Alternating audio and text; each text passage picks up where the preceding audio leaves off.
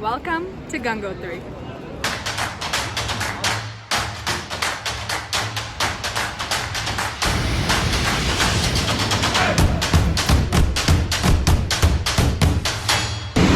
Hello and welcome back to my channel, Feed Me.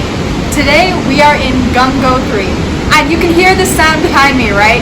That's because the Ganga River is flowing with full force right behind me. This is called the Surya Kund, and it goes straight under the Gangotri temple, which we're gonna go see in about 10 minutes. Today we're gonna go visit the temple. It took us about 6 hours to drive here. In the last video, we finished the Yamunotri trek and the Yamunotri temple, and today we're in Gangotri. So if you want to see the Yamunotri video, make sure to check out my last post. But first, we're gonna have some chai and pakoras, and then we're gonna go and check out the temple. So the chai has finally come. Nothing like a hot cup of tea on a cold day. And check out these pakoras that they gave us. Wow, it smells so good. They're fresh and hot, and it's maybe 10 degrees here. These are aloo pakoras.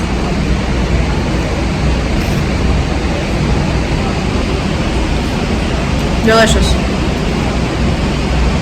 Now after this, we're gonna go see the temple and see the Aarti. I'll take you guys there next. After chai and pakoras, we began our walk to the temple, and this is already at an altitude of about 10 to 11,000 feet above sea level. Now to go to Gangotri, there's no trek. You just have to walk through this beautiful street of shops, and right by us is the water. As you walk, you'll see a lot of different shops where you can buy different trinkets, like here. And we'll reach in another 2 minutes.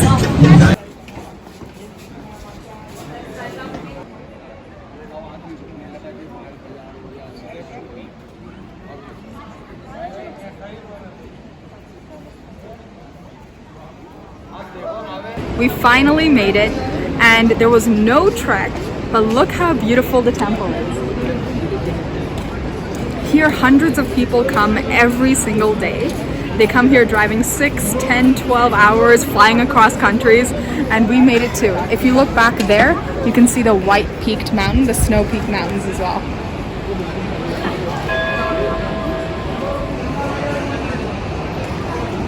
Now, one really important thing to note is that the temple is empty when you come in the night. During the day, there's a lot of rush, and now we're here at 7 p.m. So this is probably the perfect time to come.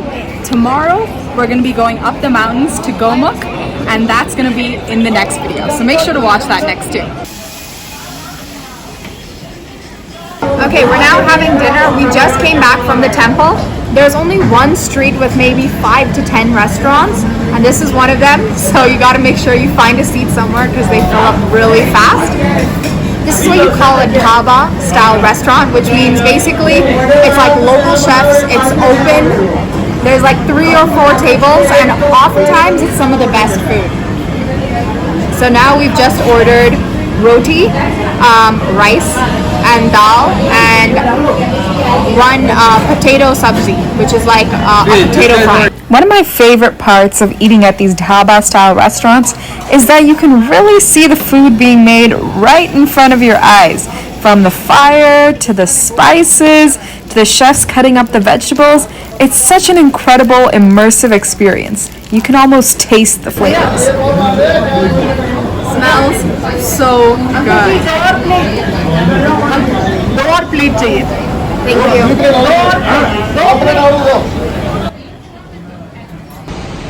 I just stepped out because it got a bit too loud in that restaurant to film. I just finished dinner, and I have to say the food was okay, but you can't always expect the best food in these places. Sometimes it's a hit or a miss. Now I'm really tired, so we're gonna head back to the dormitories that we're staying at. I think it's about 1,000 rupees a night, which is right $20, less than $20 a night. All right, we're still in Gangotri, and now we're trekking to the Pandava caves.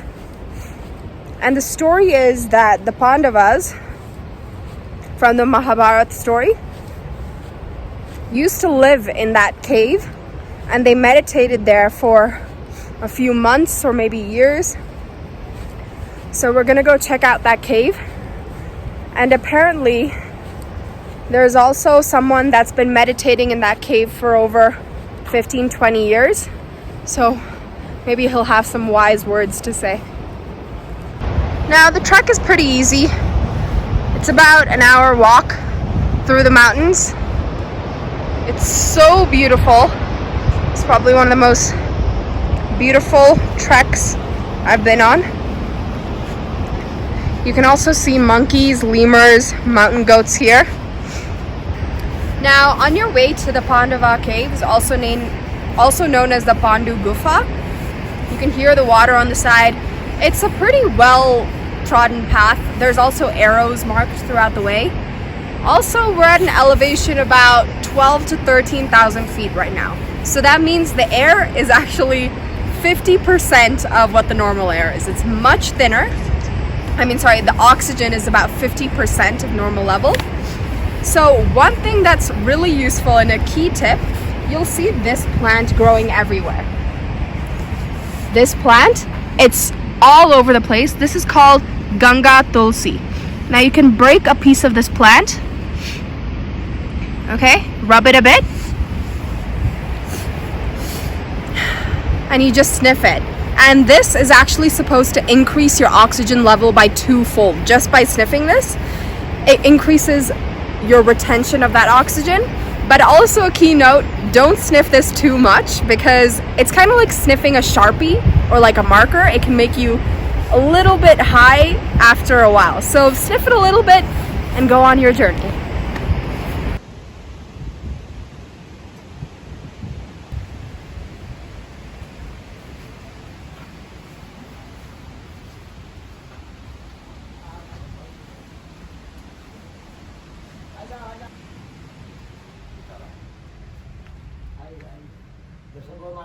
Okay, I just came out of the cave. Now there is what they call a Baba or a Rishi sitting there.